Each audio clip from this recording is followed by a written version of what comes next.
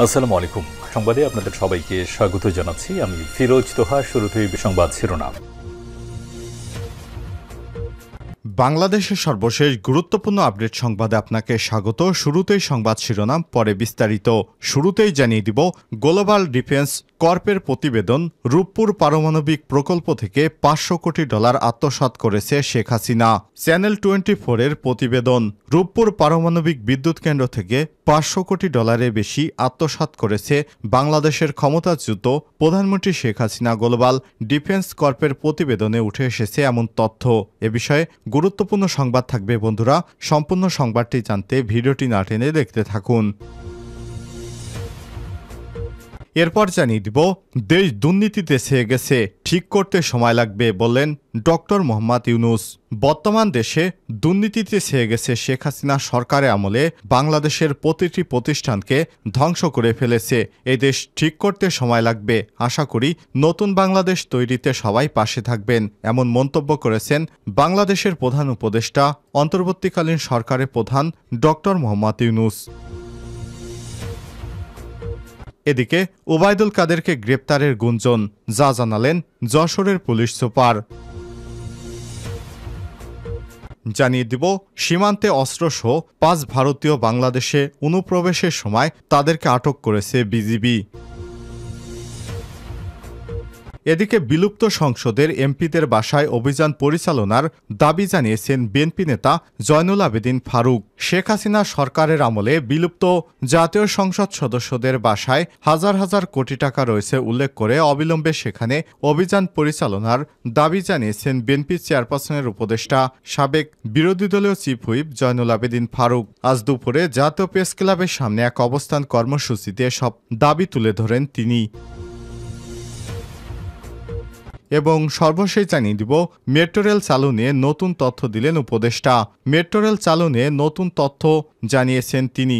সড়ক পরিবহন ও সেতু মন্ত্রণালয়ের উপদেষ্টা মোহাম্মদ ফাউজুল কবির খান। তিনি বলেছেন 7 দিনের মধ্যেই মেট্রো রেল চালুর চেষ্টা করা হবে।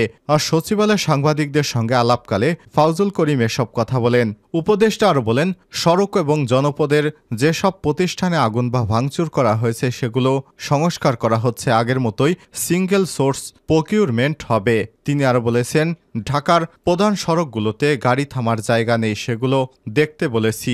যেখানে যেখানে গাড়ি থামাতে দেওয়া হবে না সেখানে গাড়ি থামানো যাবে না। ফাউজুল কবির খান আরও বলেন, বাংলাদেশে সড়ক নির্মাণ ব্যয় পৃথিবীর সর্বোচ্চ। এই অপবাদ ঘুচাতে হবে। একই ঠিকাদার সব কাজ করবে সেটা হবে না। যারা ভালো কাজ করবে তাদেরকেই কাজ দেওয়া হবে। প্রিয় দর্শক, এতক্ষণ শুনছিলেন সংবাদ শিরোনাম, এবারে বিস্তারিত। তবে তার আগে বন্ধুরা, অনুরোধ থাকবে সংবাদটিতে একটি লাইক দিন। আর এই চ্যানেলে আপনি নতুন হয়ে থাকলে সংবাদটি দেখতে দেখতে চ্যানেলটি সাবস্ক্রাইব করে রাখুন। কমেন্ট করে জানিয়ে দিন আপনার মূল্যবান মতামত। আর বন্ধুরা, আপনি যদি এই চ্যানেলে নতুন হয়ে থাকেন, আমাদের সংবাদটি দেখতে দেখতে চ্যানেলটি সাবস্ক্রাইব করে রাখুন, যাতে করে আমাদের পরবর্তী আপডেট সংবাদগুলো সবার আগে আপনার কাছে পৌঁছে যায়। এবারে বিস্তারিত। গ্লোবাল ডিফেন্স কর্পের প্রতিবেদন, রূপপুর পারমাণবিক প্রকল্প থেকে $500 কোটি আত্মসাৎ করেছে হাসিনা। রূপপুর পারমাণবিক বিদ্যুৎ কেন্দ্র থেকে $500 কোটি বেশি আত্মসাৎ করেছে বাংলাদেশের ক্ষমতাচ্যুত প্রধানমন্ত্রী শেখ হাসিনা।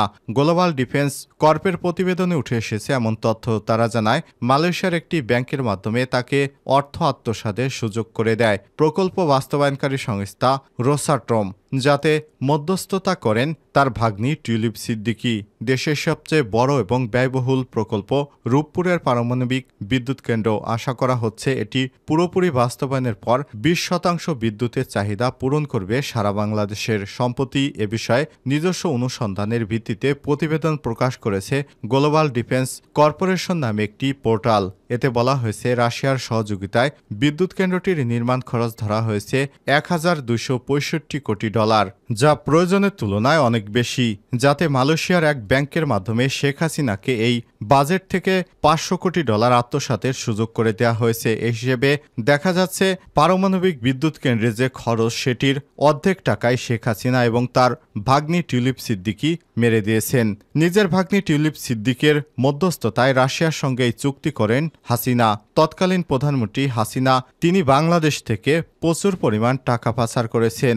এই পাচার করা অর্থের মধ্যে 30% পেয়েছেন টিউলিপ এবং শেখ রেহানা পরিবারের সদস্যরা পেয়েছে বাকি টাকা। 2013 সালে রাশিয়ার প্রেসিডেন্ট পুতিনের সঙ্গে শেখ হাসিনার সাক্ষাতের সময় সঙ্গী হয়েছিলেন টিউলিপ সিদ্দিকী। গ্লোবাল ডিফেন্স কর্পের দাবি, সে সময় ঢাকা মস্কের $1 বিলিয়ন অস্ত্র চুক্তির মধ্যস্থতাও করেন তিনি। 2009 সালে পোস্টসায়া লিমিটেড নামে একটি ভুয়া কোম্পানি চালু করেন টিউলিপ সিদ্দিকী। তার মা রেহানা এবং তার চাচা তৎকালীন প্রধানমন্ত্রীর প্রতিরক্ষা উপদেষ্টা তারিক আহমেদ সিদ্দিক। যুক্তরাষ্ট্র জুমানা ইনভেস্টমেন্ট নামে একটি কোম্পানি রয়েছে তাদের। গ্লোবাল ডিফেন্স কর্পের অভিযোগ, এই কোম্পানির মাধ্যমেই বিভিন্ন দেশের অফশোর অ্যাকাউন্টে অর্থ পাচার করতেন হাসিনা এবং তার ভাগ্নি টিউলিপ। গ্লোবাল ডিফেন্স কর্প নামে পোর্টালটি চালু হয় 2018 সালে। বিভিন্ন দেশের সামরিক এবং প্রতিরক্ষা খাতে দুর্নীতির অনুসন্ধান করেন তারা। সর্বশেষ চীন এবং রাশিয়ার সামরিক শক্তির বিস্তার রোধে পশ্চিমার ঢাল হয়ে কাজ করে এটি। শেখ হাসিনা পালানোর পর একের পর এক দুর্নীতি বেড়ে আসছে। জানাবো আরও তার এ সম্পর্কে অনেক দুর্নীতি সামনে। সংবাদগুলো পেতে হলে আমাদের চ্যানেলটি সাবস্ক্রাইব করে আমাদের সঙ্গেই থাকুন। দেশ দুর্নীতিতে ছেয়ে গেছে, ঠিক করতে সময় লাগবে। ডক্টর মোহাম্মদ ইউনূস। বাংলাদেশের দুর্নীতিতে ছেয়ে গেছে, ঠিক করতে সময় লাগবে। আশা করি নতুন বাংলাদেশ তৈরিতে সবাই পাশে থাকবেন। রোববার 18 আগস্ট ঢাকায় নিযুক্ত বিভিন্ন দেশের রাষ্ট্রদূত এবং মিশন প্রধানদের সঙ্গে আলাপকালে এসব কথা বলেন অন্তর্বর্তী সরকারের প্রধান উপদেষ্টা ডক্টর মোহাম্মদ ইউনূস। তিনি বলেছেন, ছাত্র আন্দোলনে শত শত মানুষ মারা গেছে, হাজারো মানুষ আওয়ামী লীগ এবং তার দলবল দ্বারা আহত হয়েছে, অনেক ছাত্রই চোখে গুলি খেয়েছে। আমি তাদের দেখতে গিয়েছিলাম, আমরা জানি না ওদের কি হবে। ডক্টর মোহাম্মদ ইউনূস বলেন, ক্ষমতায় টিকে থাকতে হাসিনা দেশের সব প্রতিষ্ঠানকে ধ্বংস করেছে। এই সরকার অগ্রাধিকার হলো আইন শৃঙ্খলা বাহিনীর দ্বারা সমাজে শান্তি ফিরিয়ে আনা। এ সময় তিনি বলেন, পৃথিবীতে কোনো দেশের ছাত্রদেরকে এত ত্যাগ করতে দেখিনি। পৃথিবীর কোথাও নাগরিকেরা এত মানবেতর জীবনযাপন করেনি। উল্লেখ্য, ছাত্র জনতার আন্দোলনের মুখে 5ই আগস্ট প্রধানমন্ত্রীর পদ থেকে পদত্যাগ করে দেশ ছেড়ে পালিয়ে যায় হাসিনা। ওই আন্দোলনে ঢাকাসহ সারা দেশে কয়েকশো মানুষ প্রাণহানি হয়। জাতিসংঘের রিপোর্ট অনুযায়ী এ পর্যন্ত ওই আন্দোলনে বাংলাদেশে 650 জনের অধিক মানুষের মৃত্যু হয়ে গেছে। সরকার পতনের পর ডক্টর ইউনূসের নেতৃত্বে অন্তর্বর্তী সরকার গঠন করা হয়েছে। এরপর উপদেষ্টারা বিভিন্ন দলের নেতাদের সঙ্গে বৈঠক করেন এবং সংখ্যালঘুদের উপর হামলার অভিযোগ এবং বিক্ষোভের মধ্যে ঢাকেশ্বরী মন্দির পরিদর্শন করেন। তাদের নেতাদের সঙ্গে কথা বলেন ডক্টর ইউনূস। ওবায়দুল কাদেরকে গ্রেপ্তারে গুঞ্জন, যা জানালেন যশোরের পুলিশ সুপার। বাংলাদেশ আওয়ামী লীগের সাধারণ সম্পাদক ওবায়দুল কাদেরের গ্রেপ্তারে গুঞ্জন উঠেছে সামাজিক যোগাযোগ মাধ্যমে।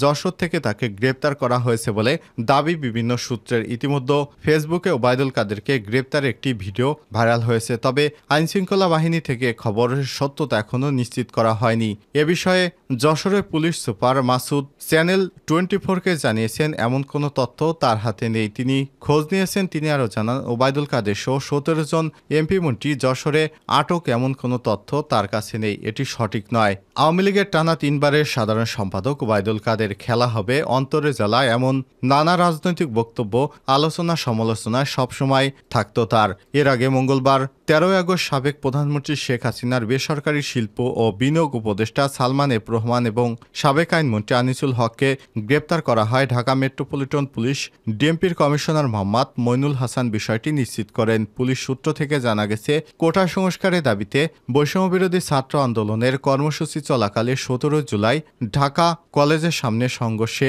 2 জন নিহত হয়। তাদের মধ্যে একজন ছাত্র, অন্যজন হকার। এই ঘটনায় নিউ মার্কেট থানায় 2টি মামলা করা হয়েছে। সব হত্যার ঘটনায় ইন্ধনদাতা হিসেবে এই 2 জনকে গ্রেপ্তার করা হয়েছে। প্রসঙ্গত, কোটা সংস্কার আন্দোলনকে কেন্দ্র করে 5ই আগস্ট ছাত্র জনতার কর্মসূচির মুখে সাবেক প্রধানমন্ত্রী শেখ হাসিনা পদত্যাগ করে ভারতে পালিয়ে যায়। এরপর মন্ত্রিপরিষদ সদস্য থেকে শুরু করে বেশিরভাগ আওয়ামী লীগ নেতা আত্মগোপনে চলে গেছে।